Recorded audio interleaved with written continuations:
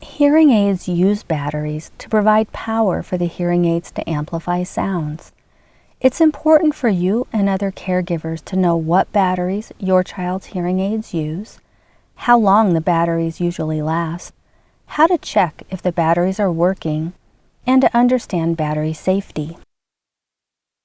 Batteries come in different sizes. The size is determined by the hearing aid model, and only one size will work for your child's hearing aids. Each size has a different number.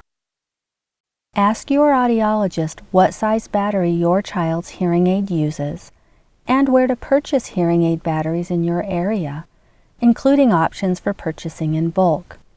Be sure to check the expiration date on the package when you purchase batteries. A common type of battery is called Zinc Air. Zinc Air batteries have a sticker on the back and are activated by air.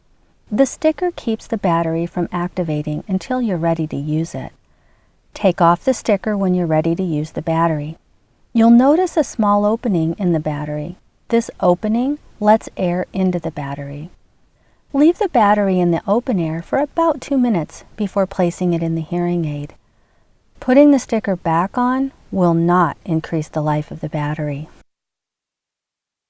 The length of time the battery lasts depends on how much the hearing aids are being worn each day and how much power the hearing aids are providing.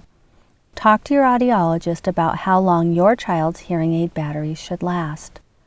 Keep a record of how often you need to change the battery as you get familiar with the battery life of your child's hearing aid. It can be helpful to record the date you change the battery on your calendar on the wall or on your phone. Many parents find it helpful to change the batteries in both hearing aids on the same day.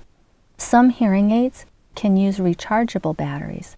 Ask your audiologist if that's an option for your child's hearing aids. Each side of the battery is different. Place the side of the battery with the lip or curve facing down into the battery door. The flat side of the battery will then face up. If the battery is put in the wrong way, the hearing aid will not work. It may also break the battery door. The battery door should shut easily when the battery is put in the correct way. If the battery door will not shut, check the placement. The battery may need to be flipped over. You can use a battery tester to check how your child's battery is working.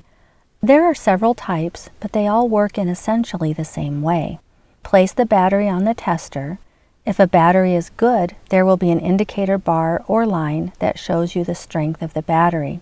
If the battery is losing strength, it's best to change the battery. Some hearing aid models have an indicator light. This is a light that will blink on the hearing aids when it's time to change the battery. You can ask your audiologist if your child's hearing aid has this option. If so, the feature may need to be activated in the hearing aid program. Ask your audiologist what the light will do when it's time to change the battery. Batteries can lose power quickly when it's time to change them, so it's important to have extra batteries on hand.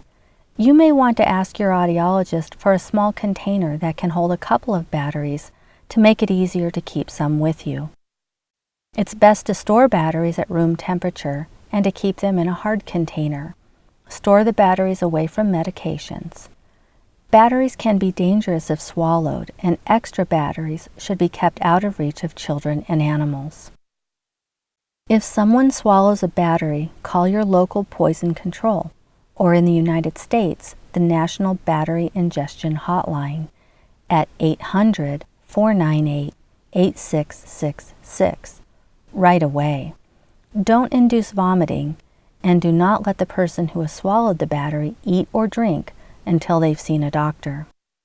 When you purchase batteries, note on the packaging if they are mercury-free.